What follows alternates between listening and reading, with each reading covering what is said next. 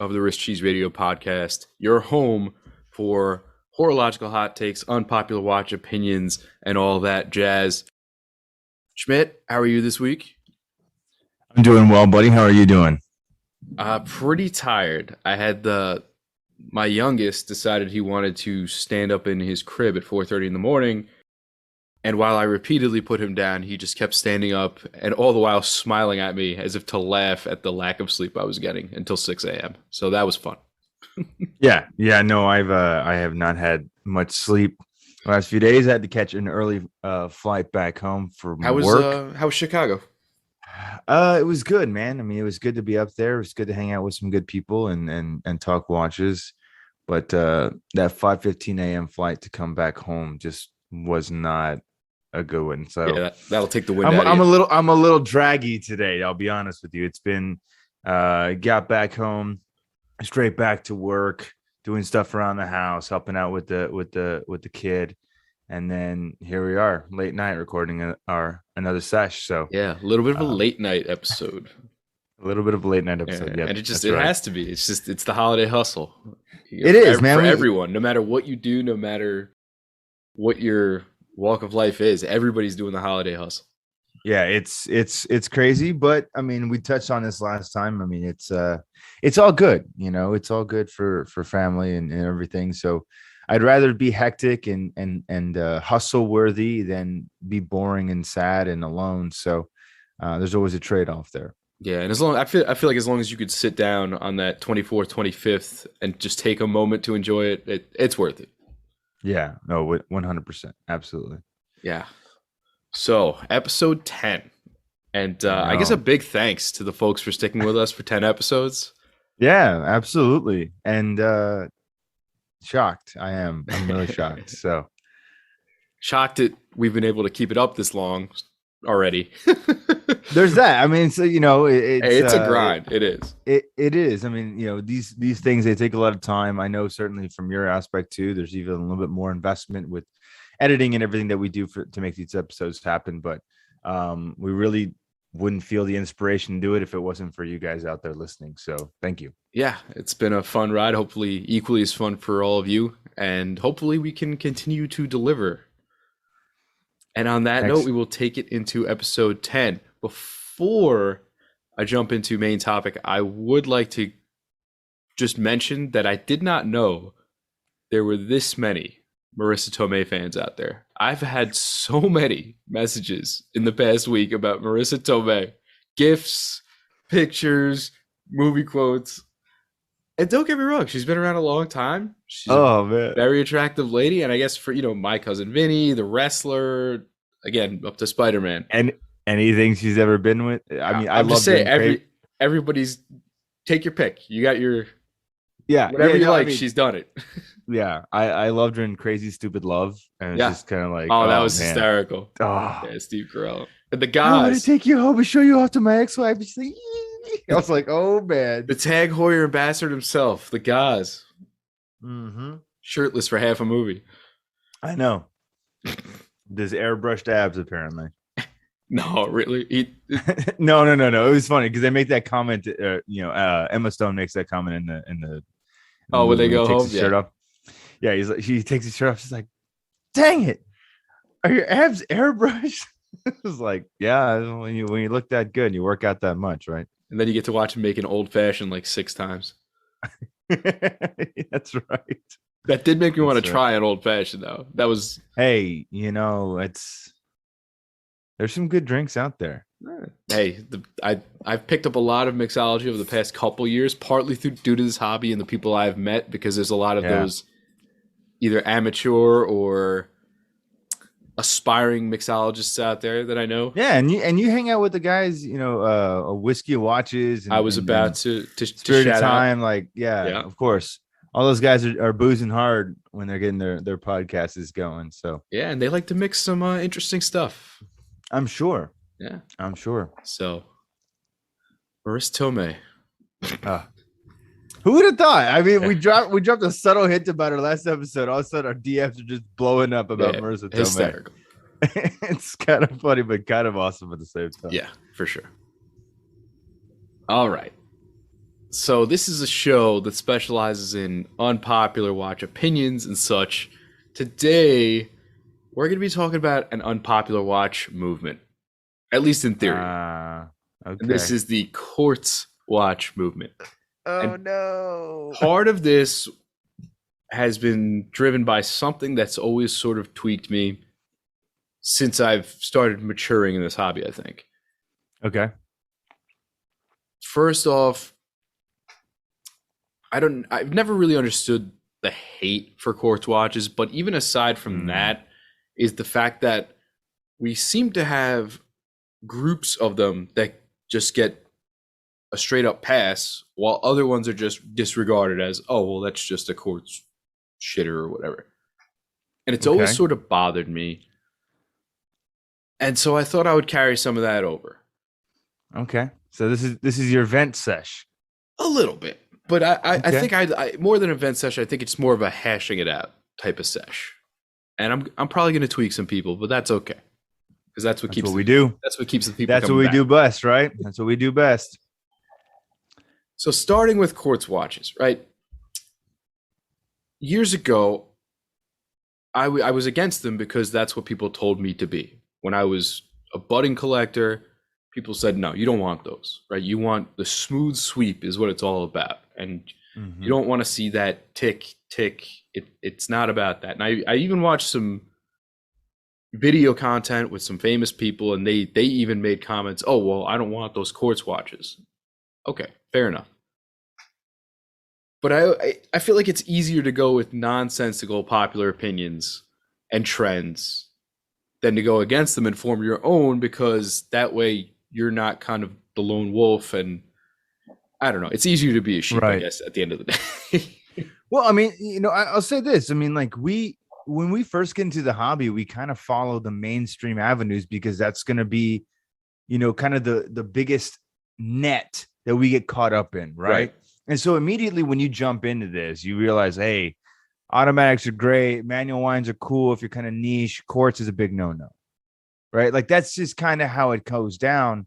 And you learn right away that, quartz is not the desirable movement category to get into. But I feel like eventually all of that comes full circle. And I think that's what you're kind of going to get into here in just a moment. Yeah, I think that it's more about realizing that it does have its merits. It's not for Sure. every watch, it's not for every collector. And if you don't like it, that's fine. I'm not going to tell you you're wrong for disliking it.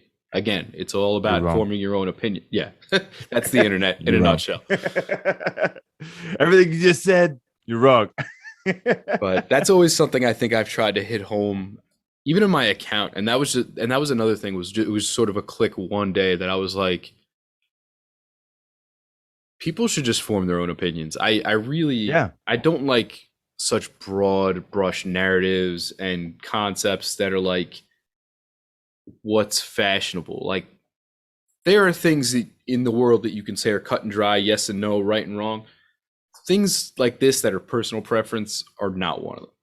Yeah. It's easy to see how people can get really quote unquote triggered by these types of things, but it's also something that at the end of the day, it doesn't make sense. Because if this hobby is supposed to be inclusive, it's supposed to be engaging, it's supposed to be, you know, Right? Diverse. diverse. There you Yeah, go. exactly. Diverse, right? Like there should be aspects of every aspect of the hobby that should be celebrated, right? And I think what I've encountered in my own, kind of collecting journey is like I said, you get into this hobby right away. You learn automatic is the bomb, manual wine is kind of cool, quartz is a big no until you come kind of full circle collecting. And then you meet that one group of guys who are like, quartz is cool if you're doing super complicated, super accurate quartz movements, because there's a lot of artistry, design, industrialization, and technological development that goes into producing something like this. It's just not something we, press together out of, pot metal and put a quartz resonator inside of and just called it a day. Right. There's more artistry to it. I mean, and I'm sure we're gonna get to this at some point, but it's like, you think about Grand Seiko, right? Like they are the king of quartz, when it comes to those types of movements. Now, some people might be like, okay, well, you're kind of underselling spring drive and all that stuff. But let's be honest, like even some of their 9F series movements that are just, straight quartz or Those are whatever, they're spectacular. they're bangers. I mean, like, like when you think about it and you look at that second hand and it hits every tick around the dial, like that is artistry in motion in a completely different format than what we're used to with a mechanical movement. Right. And so one day I feel like I had this moment of realization that in the right watches, quartz really does make sense and it has complete merits there. And for me, whether it's a watch that I won't wear often because I want it to be running when I pick it back up, military watches, tough watches, even watches with a lot of different functions, they all seem to make sense in quartz. Yeah. And some of those we're going to get into later. But anything military specifically, like Marathon, CWC, they make a ton of quartz models. And yeah, that makes sense because you're relying a lot on both long and short-term accuracy. I mean, if you're going to synchronize, you want that synchronization to be spot on. You don't want to have to worry too much about fluctuations and things over days, right? A quartz makes perfect sense there. Yeah, absolutely. It also gives you a little extra padding in the shock department, which is kind of nice, right? That's the other aspect of it, and that's where you see it a lot, with guys that are in special operations units, not to be confused with special forces units, because those are two different types of things. But special operations units, so guys that are all different types of branches of the military, deployed all over the world. They need something that's rough and tumble. They need something that can handle anything that their daily job is going to throw at them. And quartz for a lot of people makes sense because less moving parts, less likely for damage, less likely to get stuck on a deployment or in some type of mission where shit's hitting the fan and you lost your time source, right? Like you can't be in that type of situation. And that's why a lot of guys who are special operations, they don't want GPS watches. They don't want things that have to be charged. They don't want any of that stuff because if you're truly remote behind enemy lines, doing that kind of stuff, the last thing you want to do is have somebody know where you are or be tethered to something that needs to be constantly charging, right? You want something that's going to be able to just continue to function no matter what. And a standard quartz watch will certainly do that. I mean, anything from Marathon or CWC, like those types of watches, they just work until they don't work and the battery needs to get replaced, right? But you go on a mission like that, you have full confidence that something like that's going to continue to function. And you don't have to worry about charging ports or cords or GPS trackers or locations, steps or any of that stuff. That's all different. Yeah. And I think we've become spoiled by our phones mostly because if you've ever traveled abroad in places where maybe you don't speak the language or you're not so comfortable where you're navigating and things like that, when your phone's running out of battery and you don't have time to just stop and charge it and you have to make a plane, a train, a connecting flight, whatever, it becomes panic time when your phone is dead, right? Absolutely. And now imagine if you're military and you need to make a drop point or something at a specific time. I cannot imagine what that feels like. No, I mean, like, as someone who travels for business often, I'm never without a power bank, like ever. Like I got two cell phones that I use for work and personal. I have a laptop and I have a power bank in my bag everywhere I go because I never want to be in a situation where I'm trying to catch a flight. My older phone's draining battery too quickly. I don't have enough juice to pull up my boarding pass or, navigate the airport, whatever it might be. I don't have enough juice. And I'm just like, well, I don't know when I can charge my phone because it'll probably be 3 hours from now. Yeah. And I might have a window of 10 minutes to do it. Not going to cut it. Power bank.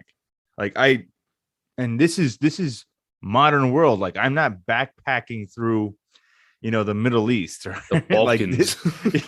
This is me heading to the airport. But again, it's just like, you start to understand how much you come to rely on these types of devices and being able to be in a situation where they could fail or you could lose them in terms of functionality is very scary. And, I mean, it's crazy. I couldn't even imagine what that would be like to be somewhere overseas in dangerous territory and thinking that like, oh, I can't charge my watch, so I don't know what time it is. Like, no, I'm sorry, not gonna happen. And another aspect of it for me was that certain complications make a lot of sense in quartz. I mean, chronographs specifically, whether you're talking straight quartz or mecha quartz, whatever. And the mecha is kind of nice because you still get that sort of sweeping Yeah, chrono hand. absolutely. And you see examples of that with Seiko, Orient does a lot of them. Brew, John, Hmm. still waiting for that Brew Dinky collab, by the That's way. right. What's up, Rudinky? But it just makes a lot of sense. And it's nice because you can offer a chronograph in a very affordable package. Sure. Whereas when you think about how much chronographs really cost, I mean, when you start to get into like hand wound or automatic, and it doesn't matter, Swiss, Japanese, whatever, you start to creep up in price there. When you get into the Yeah. mecha quartz or quartz chronos, you know, Seiko's offering them in under $200 in some Yeah. models. And you Yeah. know, Yeah. the other ones I mentioned are also pretty inexpensive as well. It's nice to be able to put that into an affordable package where someone doesn't have to spend an arm and a leg to get a chronograph function. Yeah. And it kind of again tying it back to military. I mean, Seiko and Pulsar, you know, they had quartz chronos that were issued to the RAF in the 90s. So like these were ultra reliable, very accurate, and now today highly sought after quartz chronos that were RAF issued pilot watches, and they were extremely reliable. Right, these are watches that were actually being used day to day in military operations and flights and squadrons and all kinds of stuff. And you know, quite frankly, this is a type of watch that you would buy out of a department store or Macy's catalog. I mean, it's very simple. It's nothing to write home about, but it had a very accurate quartz movement. It was very reliable, and people wanted to use it for military use, and they did. So it's kind of crazy. But you know, that is the cool thing with quartz. And I think, you know, kind of as you were touching on earlier, when it comes to quartz timepieces, there's some watches, some complications, some styles, some brands even that get a pass, right? Like that they just are allowed to be like, oh yeah, like they do quartz and that's cool, like no big deal. And then there's other brands or other complications or other types of watches, and they're like, nah, these guys do quartz, man. Like it's just, you know, it's This whatever. ain't it. This ain't it, you know. And so it was always very hard for me, like when I was first getting into watches, like how do you filter through the noise? How do you decide like what's good, like what is going to be like respected at a meetup, or what's just going to be complete other risk garbage and just not worth your investment? You know, hashtag risk garbage.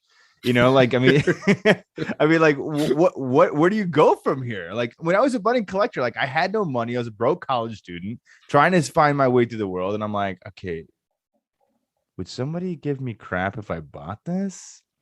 Like, you don't ever want to be thinking that. It's like you want to just be like full steam ahead. You find something you love, you go and pull the trigger, and you're like waiting for it to come in, right? Like that's kind of the idea.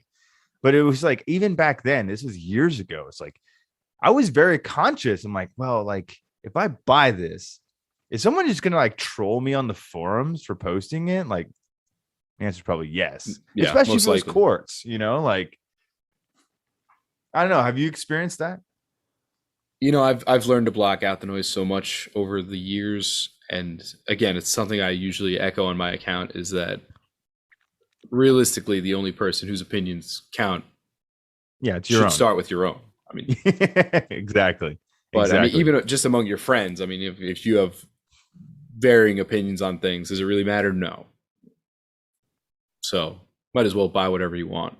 Who Yeah, cares? no, I mean, and that's something that we will always echo on this show. We've said it many times before, but I think it's so hard for young collectors that are just getting into this, like finding their way to come to that realization.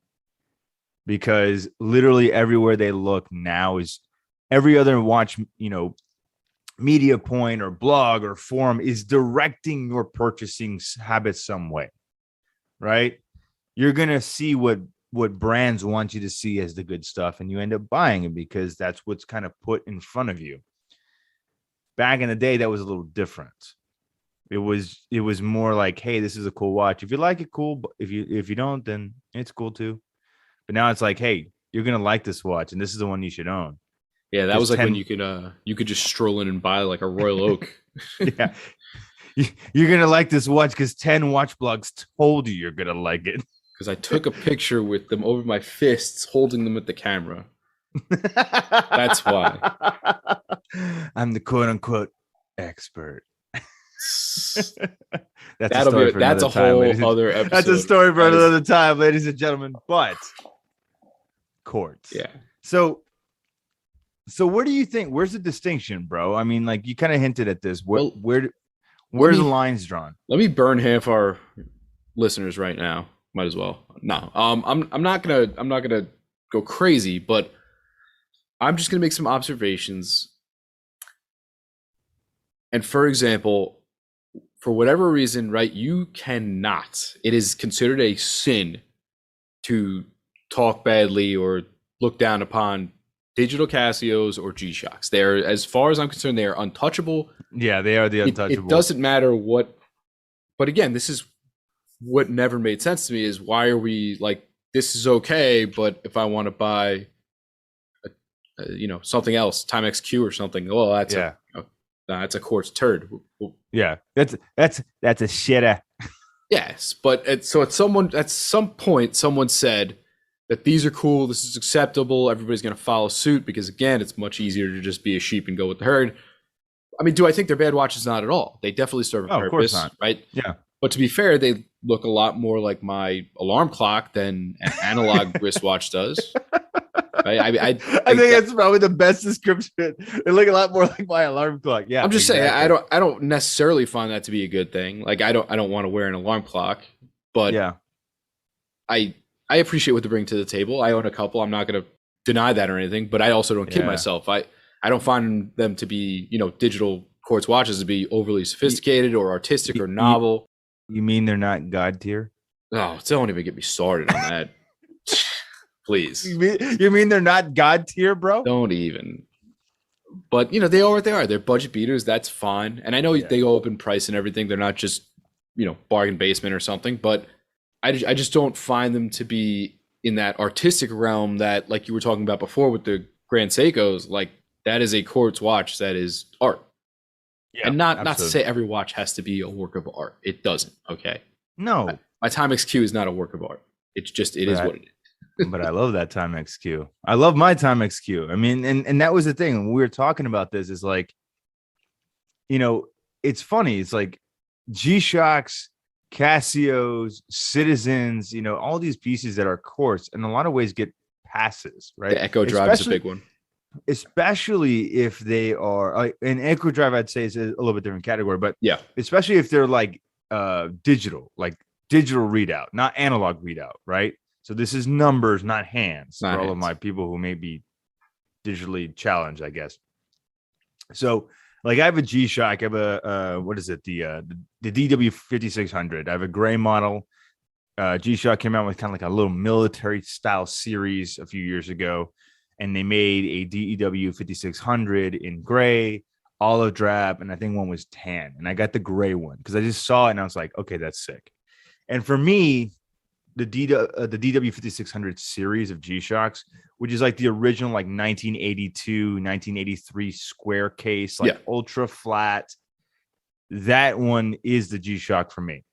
There's a lot of other great G-Shocks out in the world. I will only buy the small mini square cases because to me, that's just like, that's where I started. That's where I'll always be. That's the G-Shock for me. I'm not going to wear anything that's red or anything that's crazy or clear. Like this is not. But anyway. But I love that watch for a specific purpose.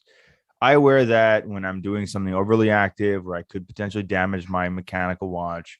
And I'll be honest with you, I wear my mechanical watch for everything. So when I put my G-Shock on, like it's basically like serious business. This is real serious business. I'm going to be chopping firewood or I'm doing something crazy where it's just like this could really damage a movement.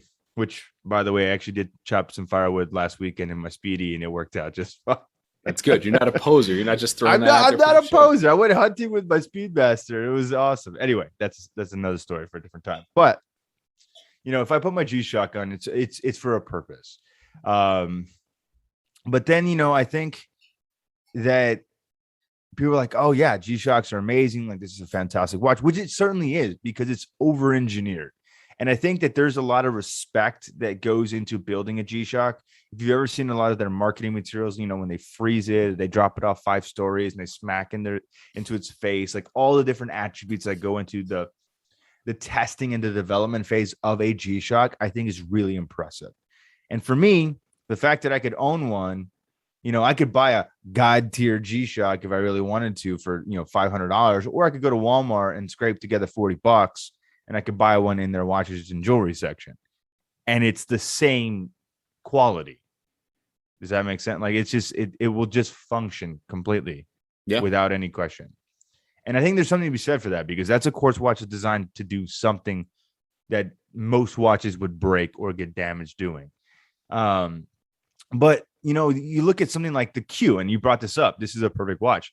There's people that love this watch. I'm one of them. There's people who vehemently hate it. Yes. Because they're like, this is like garbage. It's a piece of Timex's worst legacy.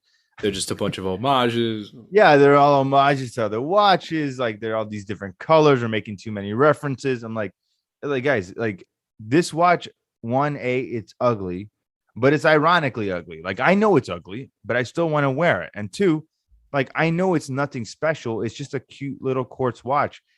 Is it going to win any accuracy or precision awards for me? No. Is it going to win any GPHG awards? Absolutely not. I don't care. I'm just going to put it on because I like it. And it's fun that I don't have to set it in my watch box every, several months. Like I just pick it up and put it on. Right. Like it just goes. But there's some people that really don't vibe with that type of quartz watch. And I think it comes down to with like the ticking. Like that's the thing that drives people nuts about quartz is you constantly see the tick. Yeah. And I think you get over that eventually. I mean, I would like to think so, but there's people who get really, they get really angry, a little ruffled, a little triggered. Yeah, and I think you pretty much nailed it on the head with the G-Shocks. Is that they're purposefully built, and for what they do, they are great.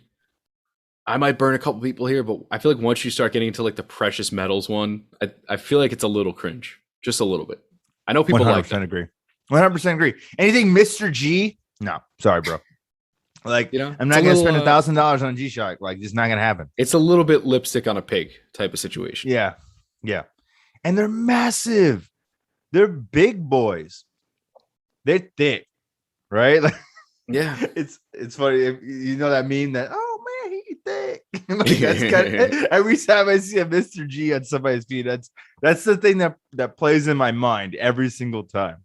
But I mean, again, no shade. Collect what you want to collect. It's just not for me. I won't buy one. I'm going to stick to my old school G-Shocks because that's just what I love. But you're right, bro. I think you and I agree on this. Is like I'm not going to go out and buy a Master of G or a Mr. G. Like it's just I'm going to get the standard Walmart special because I'm going to beat the crap out of it. Like that's just what's going to happen. Yeah, I kind of feel the same way about the big modded Casio trend. I'm not really bad at it. I never really understood modding a watch to that extent. I also it's a lot. I'm going to be in the very, very big minority here. I also really don't like the name Casio. I think it's mostly just because I don't like that everything that's an octagon has to be oak. Come on. Yeah. Come on. We're better than that. No, yeah. It's funny. The first time I saw that watch before any social media interaction, the first thing I thought was Shocto Finissimo. Because it's an octo and it's a G-Shock. That was the first thing that came to my mind. Stupid, but I enjoyed it for myself. I don't know. I kind of like that name better. But I mean, again, everything's gonna get co-opted by something more impressive, right? Like that's just kind of the idea. And I know we have friends that are in like the collecting community, especially that are influencers or people that are involved, like on social media and stuff. Like they know the guy that like made the name Casio. So like no shade to that dude, no shade to that guy. No, like, not at all. You did an awesome thing. Like the industry obviously ran with it. And for quite a while, Casio was actually calling the Casio until they got some cease and desist letters, and then they all of that terminology just kind of went away for a hot minute, but. It's fine. It's all fine. But no, I agree with you. It's like that watch was cool because it was like its own like language of Yeah, design and everything. And it feels like you almost kind of cheapen its I like agree. design process by calling it like the Casio, right? Like it's like G-Shock couldn't come up with anything better, so he had to like riff on the Royal Oak. Like, no, this was a cool watch, and G-Shock designed An it. So octagon is a legitimate shape. It occurred before Audemars Piguet. yes, it did. Yes, it did. Oh man. You know, Oh, so speaking on G-Shocks, we got to talk about the most impressive and important G-Shock of this past week, my friend. which one is that? The John Mayer 2 Oh, G-Shock. I want your hot takes on the John Mayer 2. well, you open up MS Paint, you make a few clicks, and you got a new watch. And boom, Q4 sales are made. Just done instantly. 2 hours later, just pew pew pew pew. They're all just flying out, and everyone's selling them for 3 times over retail for a quartz G-Shock. I will never understand it, but you slap anything dinky on it, it's just ready to go. I wish they would put just a little survey at the end of the buying experience and just be like completely anonymous. Click one or the other. I'm buying this for myself. I'm buying this to resell for quote unquote speculation. Yeah, it won't blacklist you. Won't tell anybody's name. I want to know the percentage. It's 100% for resale. It's all for the. I mean, no. Like I even talked to a buddy of mine who is a G-Shock collector, and I talked to him about it. I was like, "Hey, did you see the new drop?" He's like, "Yeah, I just popped up on my feed." He goes, "I don't only buy it to resell it." That's literally what he told me. It's funny, man. Like, just no hesitation. Yeah, I'd only buy it to resell it. I was like, I made a meme the last time when that one came out, and it's John Mayer sitting in his computer, and I put him editing a G-Shock on the screen, and like made it out like he was doing it the night before. And I had a lot of I'm gonna call them Mayer heads. I don't know what his fan following is, but people who are like, I bought this because I worship John Mayer. I'm like, dude, good for you, man. But like, Wild Blues my favorite song. Ain't me. I am not running through any halls of high schools. No, thank you. Yes. I will say that though. Root for Squares was a great album. That was in my graduation video from high school. Oh God, no! Yeah. Talking about cringe. Yes. Oh no! Yes. I wanna run to the house. That was in our high school. That was in our high school. I don't know how it made its way into our high school football highlight reel for our senior year. Oh no! That also probably tells you how good we were. Yeah. No. Extra cringy. Yeah, like 1 in 7 cringy. Thanks, guys, for showing up. We had a great year. We're glad we won't see you next year because you're all graduating. Maybe we can finally get a football team that will win. Hey, I wanna run to the house. Oh man, yes, the most important quartz watch release of the week, the Mayer 2. That's going to win a GPHG award for sure. There you go. This innovative design. We went from that matte gray to like this now kind of like off albino white. It's kind of like a linen-y color. It's the Mayer 2 Polar. We're out here just winning design awards. That's it. And for the record, to also tweak the Casio cult, I also prefer the 5600. Yeah, to me, that is the penultimate G-Shock. I'm sorry. When I think G-Shock, that's what I think. That's one of the ones I own. Yeah, I have a soft spot for nostalgia.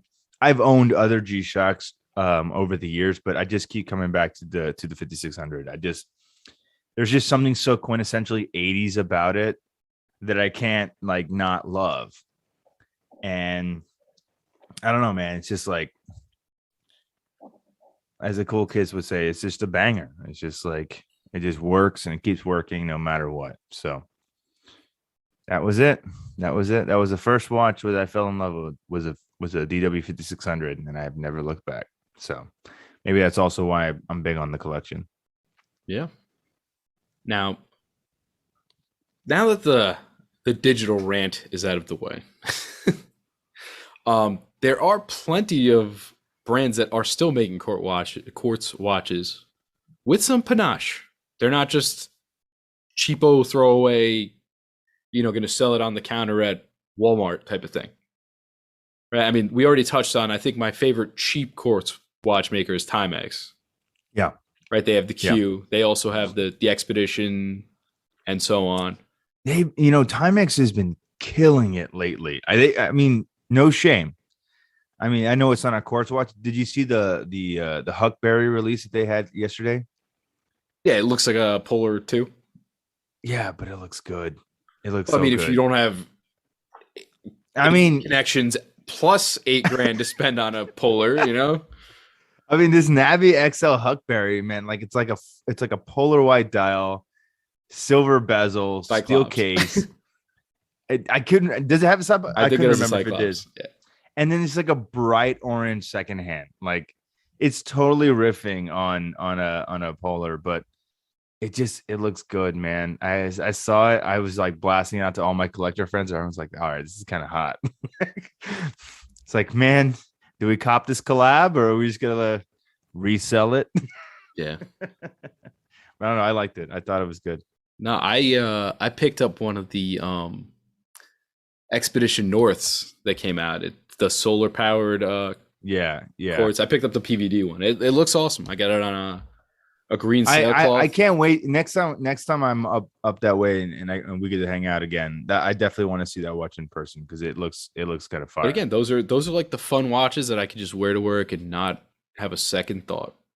Yeah. I don't have to worry about chipping crystals or dinging and denting. And if I do, you know what?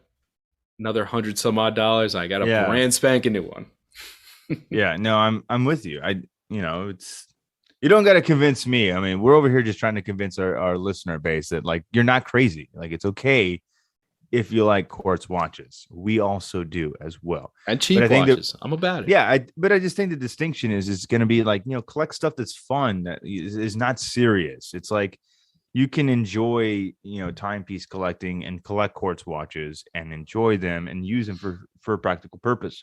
Now, if you want to get into, collecting other big boy watches too, or, big girl watches, that's fine. I mean, nobody's going to say anything, but, don't ever feel like you can't add a quartz timepiece to your collection because, the IG lords might come after you. It's like, whatever. I'm going to rock my Q, guys. So I'm sorry. Like, I'm just going to continue to wear it. So. Yeah, and they're just what they are, just like G-Shocks are. It's a super accessible piece for budget collectors or newbies or just somebody who wants something fun. Right? Something fun for the box. Yeah. Not everything has to be a super thought out. I see people with spreadsheets and things. Sometimes I'm just gonna buy something on a whim. Why not? Yeah. This looks fun. I mean, that's how I bought my G-Shock, this gray one. I was like, that looks cool. I'm gonna snag me one.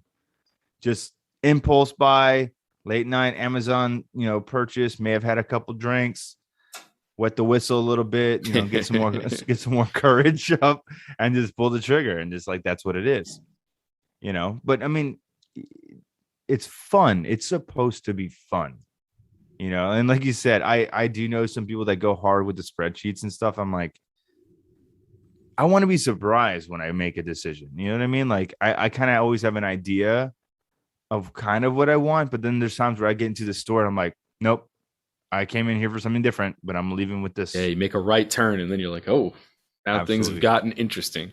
Absolutely. I will say this, my friend. I know we've been talking about quartz, but I do want to drop this little bomb on you. I got to see the Sedna Speedy in person. Oh boy. I was thinking about you the whole time. I didn't even get a wrist shot out of that. I know. I was honestly so busy. I had so little time with it. But I saw it and I was kind of like, oh, bro, it's so good.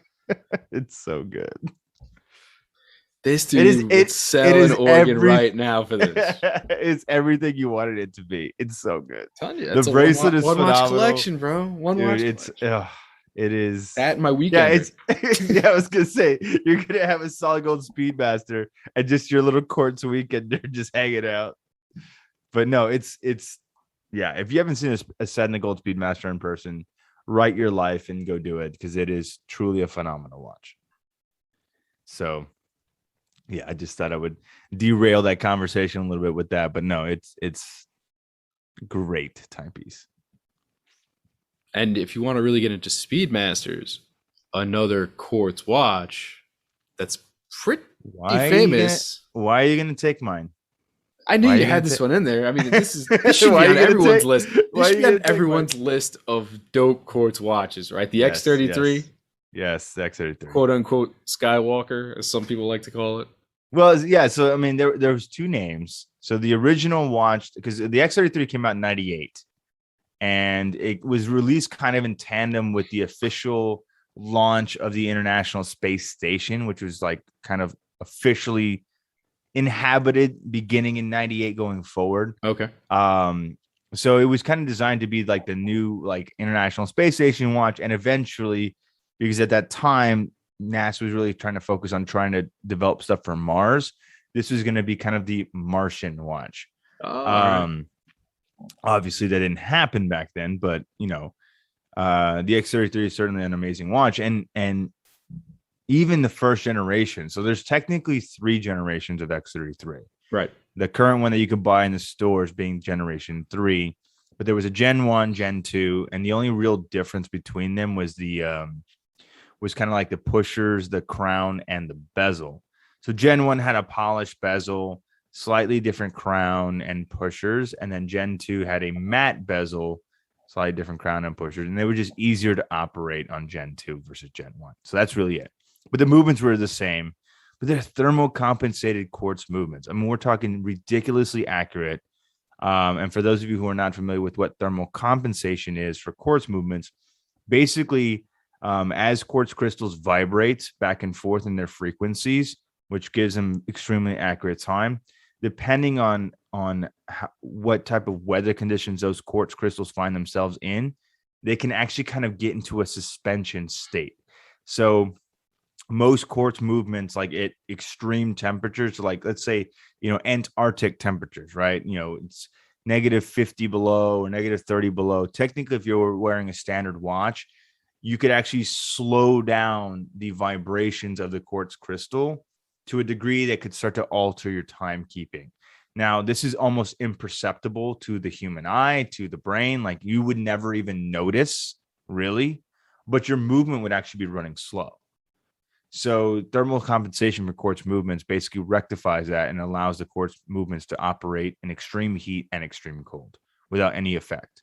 So it made perfect sense for the aerospace industry and why the X33 was developed. But I mean, these are some of the most accurate quartz watches on the planet.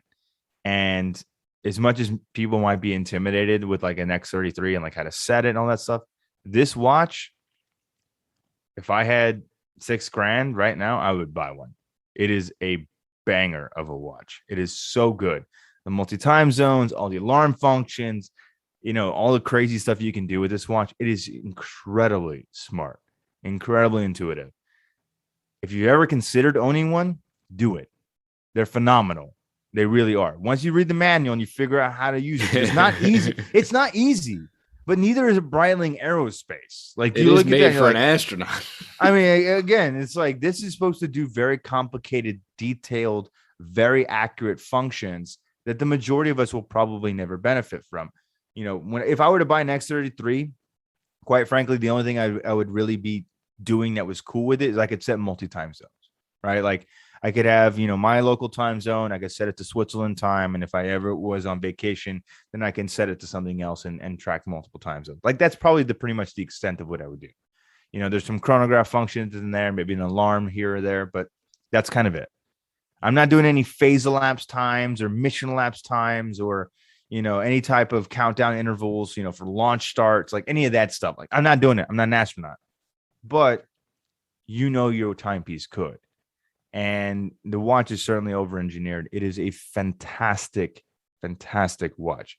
And that thermal compensation movement, I mean, I think that they said in my research about this, I think it was like plus or minus 0.77 seconds a day, something like that. So it just like barely fluctuates. So like after a few months, it's like almost not even Wow. perceptible how much time you've gained. It's like it's super, super, super accurate. So yeah, X33, it's a beast. I would Speaking of totally own one. speaking of X33, I saw my guy Michael Strahan just went up with the Blue Origins recently. He did. He did. He did. Former New York Giant legend. He was I know for a fact that he was given a Speedmaster and an X33. So all the Blue Origin people get 2 watches. They get a Moon watch and they get an X33. Although, I don't know if you saw any of the press photos, but Mr. Strahan was wearing several watches with crowns. I did see that. Yeah. So it is what it is. Let me tell you though, I had the pleasure of meeting him. Sweetheart of a guy, and this was when he was still playing. This is when he was young and still playing. So like, really? Those guys have a lot of chips on their shoulder. They're hot shots. Yeah. He was the nicest dude. He was doing an appearance local to me, and I happened to just find out, and me and my brother went to our local comic book store and just bought up like a bunch of cards and stuff for him to sign. I have his autograph and everything.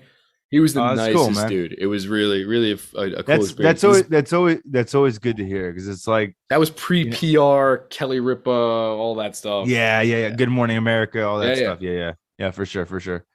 No, I again, I never met the guy, so it's always good when you hear people that are celebrity status that are just kind of still humble and down to earth. So it's good. But yeah, he was wearing a apparently he got a lot of watches. There's a guy on Instagram who's always constantly doing the watch spotting thing, but he does it like with like really obscure photos. Yeah. I think it's like Nicolay, something like that. I think you follow him too, but he does like watch spotting, but he does it for like, celebrities and stuff, but not like unimportant celebrities. Like I don't need to know what Kim Kardashian is wearing. Yeah. Like he does like astronauts and like explorers, like stuff like that. Like that's cool to see. Like he was talking about the Ellison Speedmaster that just went up for auction. Oh yeah. Like he was talking about the history of that a while back, and that was kind of cool. Which it was history I didn't know. And now Omega owns that watch, which is pretty cool. It's in their museum. So, but I mean, even Omega aside, you have brands, anything from Youngins, Seiko, Longines makes some high accuracy quartz. Yeah, they're I think it's VHP or something like that. Yeah, I think it's VHP, very high precision. I think is what their quartz stuff is called. Yeah, and then I mean, traditionally, even some of the big Swiss players have offered them. I mean, there are quartz Royal Oaks, there are quartz Rolexes. There are. And then eventually you land on, as we mentioned before, Grand Seiko, which is kind of your hybrid, quartz automatic baby. But I mean, yeah, and they've been flirting with that type of quartz for a long time, because I mean they always did quartz, and then they did like what was it called, the oh my god, I cannot remember the name of it. The technology. So it's like it's basically a quartz movement, but it's a capacitor battery that's regenerated using a oscillating weight. So the oscillating weight creates basically energy that will recharge the capacitor battery. The kinetic, that's what it is. That's what they call it. So sort of like a car with an alternator.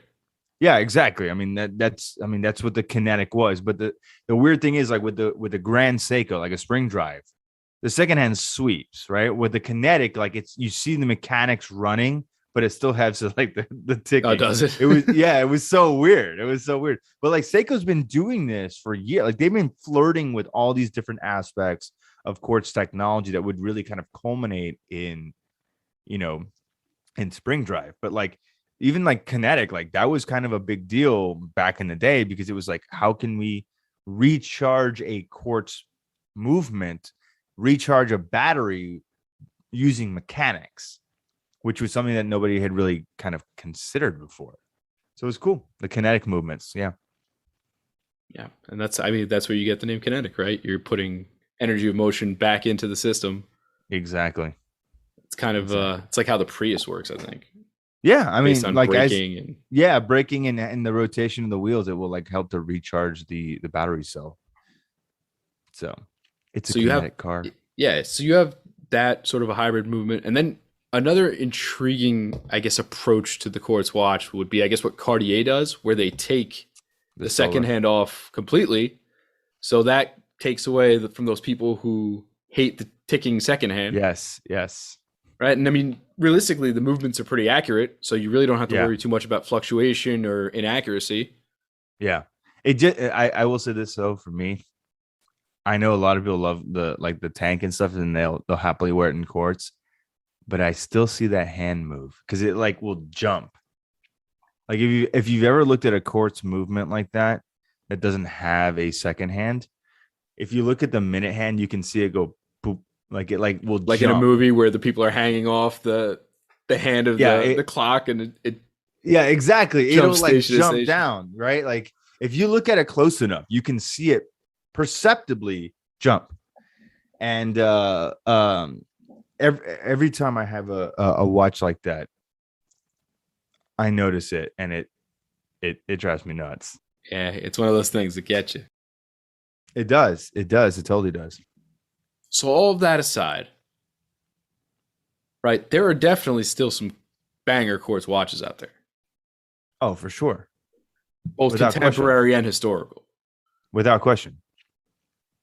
So we Without already had question. the X33 in the Yeah. same family. One watch for me that always did it, and I always wanted to pick up in quartz, believe it or not. And I've mentioned it before, is the Peter Blake Seamaster. Yeah, yeah. For me, that was I was gonna pick up one of those. I think it's the 226450. Yes, I was 226450. Yeah, I that's was right. gonna pick up one of those just as like a super. I don't want to say beater. It's not like a trash bag watch, but just like the no frills diver. Yeah. Wear anywhere. It's like I said, it's got a little extra shock absorption. Good for everything. I was gonna pick one up, and then all of a sudden they just took off in price, and oh well. But Yeah. but that was always one I looked at. And I think they make Aquaterras in quartz, right? Or made. They did. I don't think they're I don't know if part they of the make them current anymore, but collection. Yeah. I believe I remember seeing Aquaterra, and that's just like that's like the all-purpose watch. The Mhm. Aquaterra, like it solves everything. Like that's a perfect one watch collection, realistically. I agree. You don't. Yeah, you don't have to convince me. I 100% agree. I've been saying it for years. I just wish more people would come to that realization. And are they only making that in 41 now, or are they still So the making aqua, smaller? so the Aquaterra, it's both men's and ladies sizes. So there's 41, 38, 34, and then 29, 28, something like that. So like the smallest one is going to be quartz. 34 starts them out of mechanical, and then 38 and 41 are also mechanical. If I remember correctly, I think that's how it goes down. Yeah, because that I feel like that and like the 38 is like put it You to know, bed. I don't need anything else. yeah, and Houdinki's done a bunch of articles on the 38 and its rise in popularity. And I've seen it, over social media. I've seen more and more people looking at the 38 millimeter Aquaterras and kind of refalling in love with them because it's such a versatile watch. I mean, you said it. You have water resistance. You got good looks. It's dressy sport. It's all that kind of classic, steel sports model design, but in a package you can actually purchase and with options. Like if you want a blue dial, you got it, black, gray. Um, and I think even on those you can do like rubber straps too. So like who wouldn't want a sports model on a rubber strap? Like Yeah, that's and then they throw you like a wild one, like the golf, every once in a while. yeah, exactly. Right. Like, I mean, it's cool.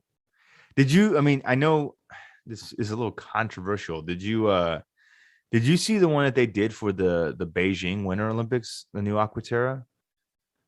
I'm not sure. I feel like I see so many watches on the daily that I kind of lose So track. it's one of those one that would be pretty easy to kind of like overlook. Um, but I saw it at my local AD and I was like, holy crap, this is so cool. they made a kind of winter themed Aquaterra, and the dial looks like frozen ice. So it's ceramic, this dial, but they like laser etched it to make it look like ice. Oh wow. And it looks so good. So good. I don't know if each one is different, if it's a different process. I've never compared more than one side by side, but when you look at it from a distance, you almost can't tell. But they've laser etched that ceramic that, so when you hold it close, it looks like ice. It's been like skated over, like it looks like it's like got cracks and fissures in it. It looks really cool. And the markers and the hands on that one are kind of like a dark blue or like a navy. Okay, that's good because So it's like, I'm not always a yeah, fan when they throw like a red hand on there and you're like, for those no. Olympic ones.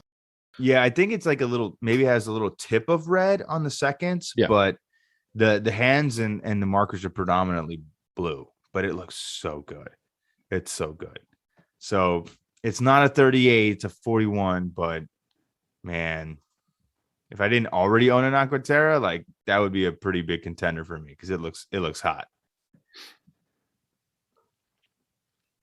Yeah. And, in that same nice sort of dressy package, I mean, Rolex has always done an oyster quartz. Yeah.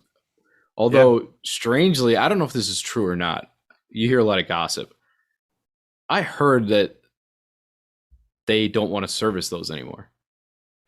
I mean, could very well be the case. Rolex discontinues service parts on a lot of their watches. Um,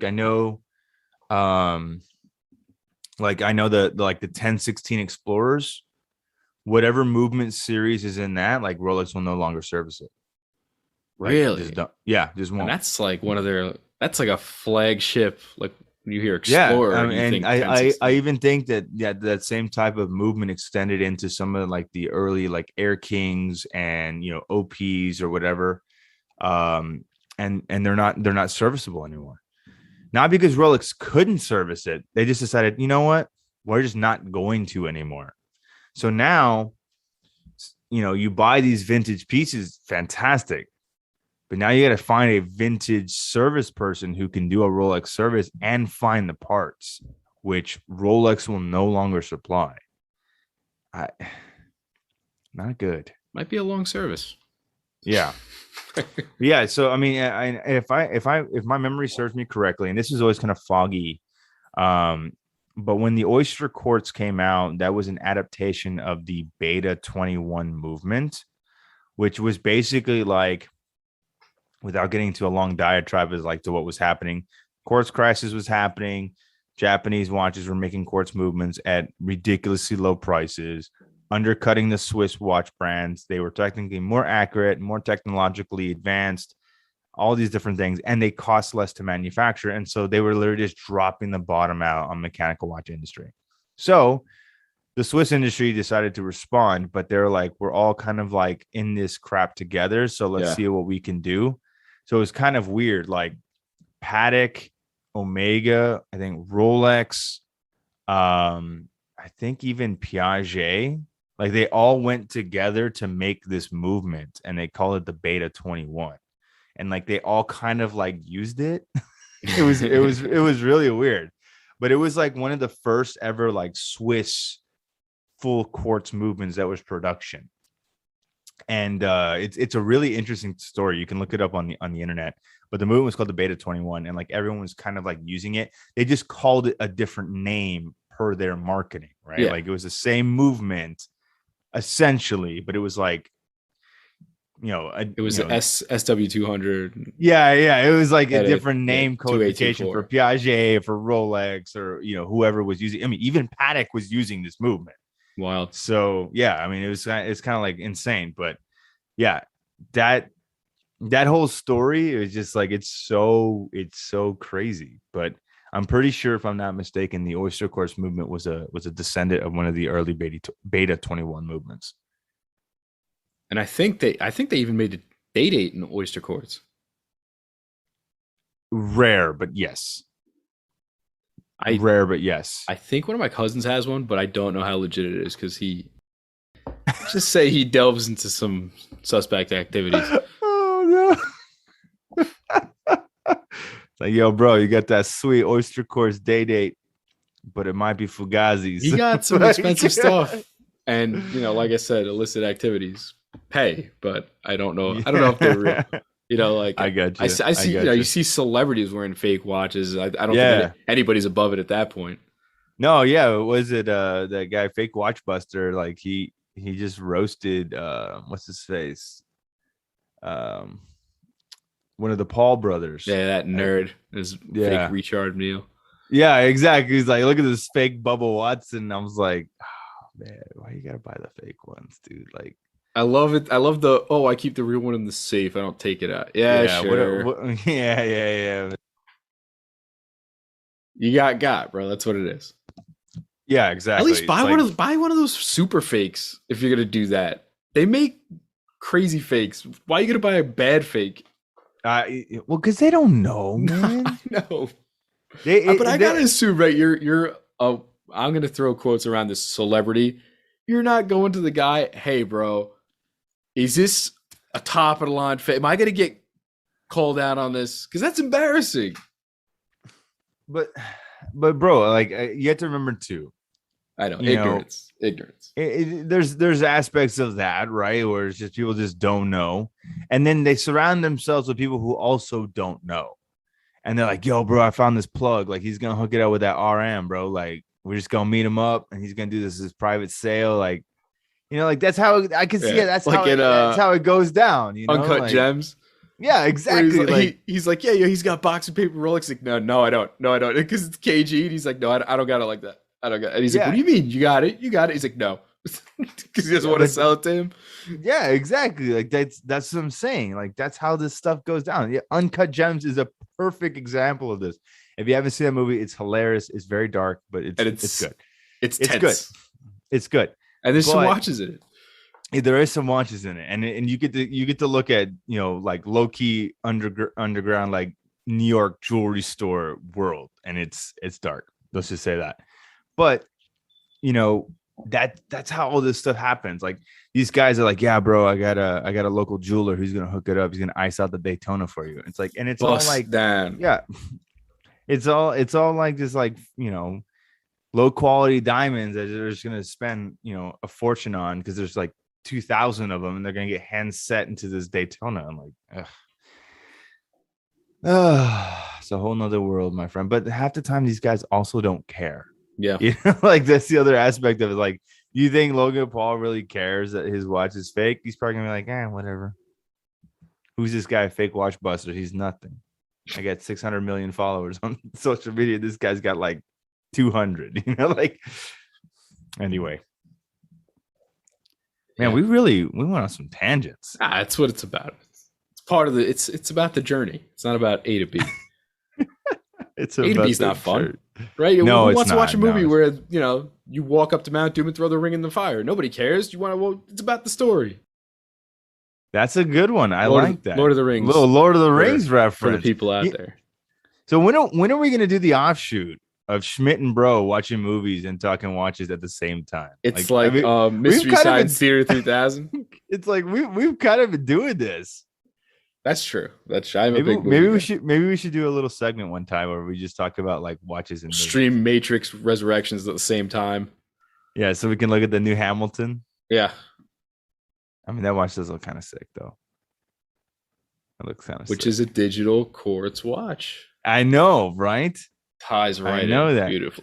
Did you ever see when Hamilton made a version of that watch back in the day where it was like mechanical, but it powered the LCD screen display? No, I didn't even know that existed. Yes, dude. Let me see if I can figure out what the name of this watch was.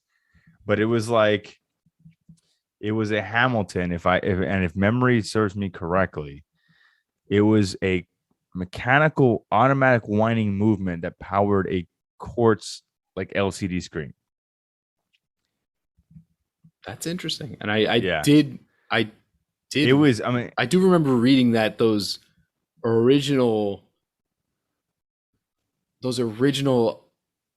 weren't even LCD. They were just digital quartz watches that you had to push the button to illuminate the numbers. Yeah. That it I mean, used to just suck the battery power so yeah. fast. Yeah, that's why you had to push the button. Yeah. Because it was impossible for it to be continuously on.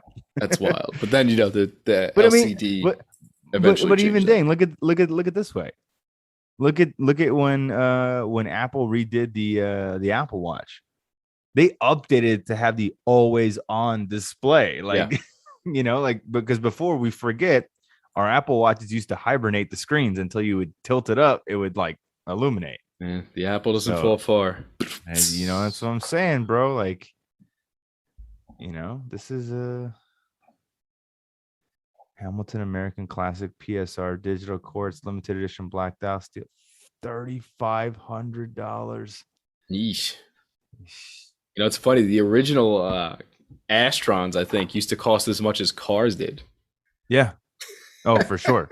all of these like those Beta 21 quartz movements, when the Swiss industry like debuted them, they were all in gold cases. Oh boy.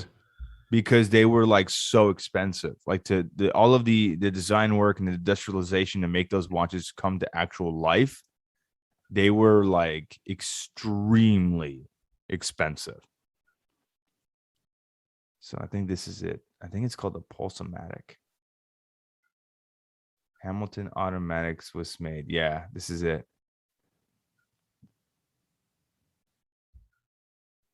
The Pulsomatic, a digital timepiece with a futuristic design.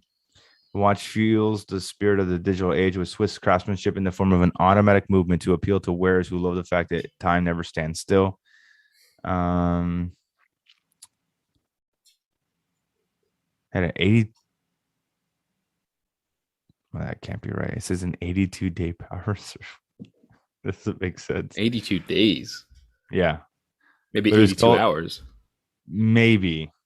Unless it was like because it charged it mechanically, that it would like charge the battery and new battery on for 82 I'm trying days. to figure out which aspect of the movement it's talking about. Did you Google it? It's called the Hamilton Pulsomatic. So it looks kind of like the PSR, like that they have now, but this was like probably 10 years ago. But it was like mechanical with a like LCD screen display or like a digital display and numbers. Okay. It's very futuristic looking. Yeah, but I mean that's what kind of like what the modern ones look like now. These PSR things. But it's weird because it was like automatic. Yeah, no, I see the back. It's got a rotor. Like, what is this weird stuff? The more you know, dude. The stuff that I like. I don't know how I remember all these things. I really don't. It's just like little interesting points that stick in your brain. It's just like, you remember that one time Hamilton made an automatic quartz watch with a digital readout? What? Yeah, that's interesting. It's weird, right? Like, maybe I should find one. That'd be kind of cool. Maybe one day. But yeah, there you go. The more you know. Yeah, I guess, I don't know. Other ones I thought of that are just cool quartz watches in general. I mean, obviously those SBGN 9F Grand Seikos are sick. Yeah, dude. Anything 9F series, just that's like the gold standard of solid quartz movements. Yeah, solid. That the Arnie, I've always thought it was cool. That's why I bought one. It's kind of got that digi and a digi. That watch is super cool. I got the opportunity to try it on when I was there and we met up last time. I loved it. I was like, this is surprisingly fun. And I love it. I thought I was gonna hate it, and I bought it on a whim. It was on sale, and I was like, I actually rather enjoy this. No, it's cool, man. Like I remember when he wore that watch in several films. It wasn't just, I think it was because it was predominantly in Predator is where it was, right? But he wore it in several films. I think he wore it in Commando too, if I'm not mistaken.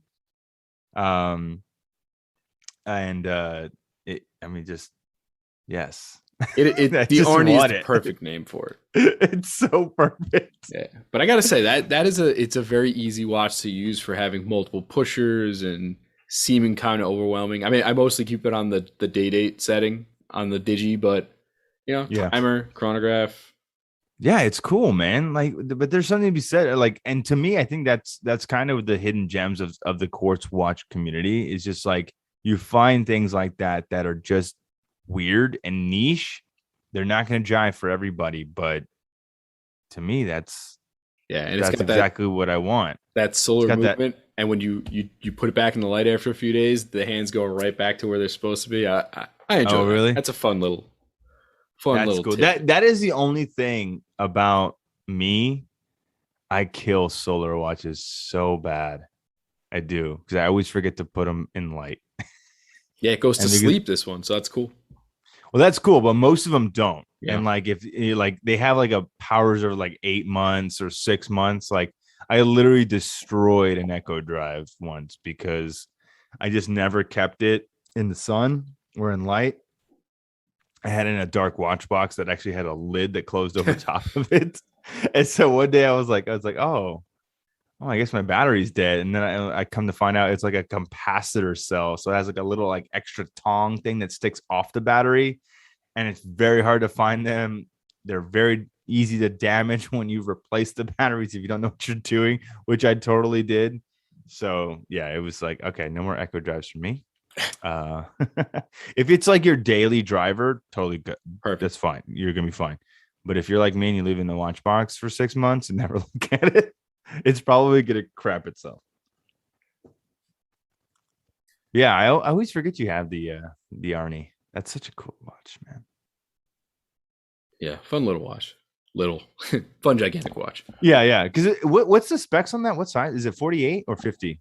I think it's 50. I think it's 50. It doesn't wear like one though. I mean, no, the plastic components really change the way it wears. And also Yeah. Seiko kind of they have a little magic formula with lugs and things. yeah. They always make their monstrous golems wear a little more easy. Monstrous gold. They got some big ones, man. They do. Monsters, tunas. They got some thick boys. Thick boys. thick with 2 C's. Woo, he thick.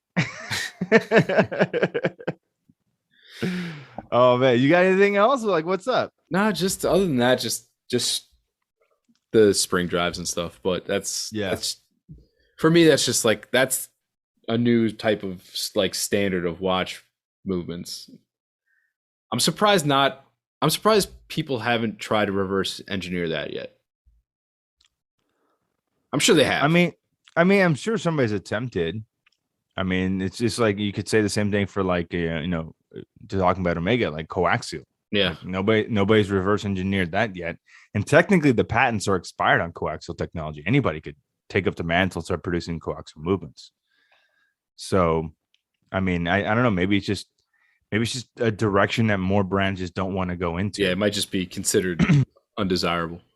Yeah, I mean, like if I was a brand like Rolex, I would look at spring driving like that's cute and like fine. Like you guys can do that over there. Like we're gonna keep doing what we do. Same thing with like Omega, right? Like oh, you guys have a cool technology. We're gonna do coaxial. That's what we do. Unless it's a meta certification. Well, I mean, I don't know. I don't. Here's the other aspect though: is like magnetism can affect quartz movements. A lot of people don't know that. Yep. Now it won't. It's kind of like what I was talking about with the thermal compensation earlier. Is like essentially once it encounters a magnetic field, it will kind of slowly put the oscillations and the vibrations of the quartz crystal into like a kind of like a suspended state, like a slowed state. They're still functioning, just maybe not as the same frequency as they would not in magnetism. But as soon as you remove the watch from that magnetic influence, it goes right back to normal.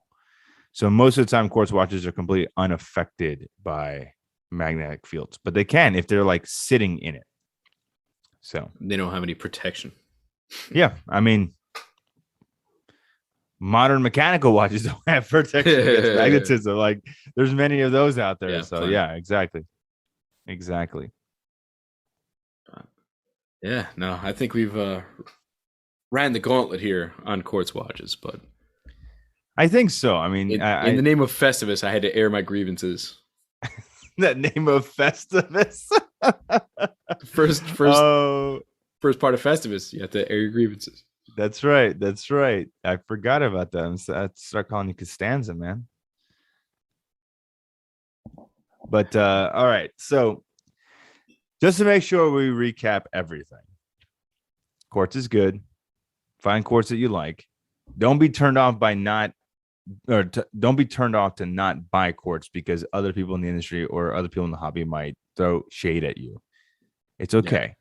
And You rock that little cue. There's plenty of flavors of quartz, so don't just think it's not just one aisle in the grocery store. You got options.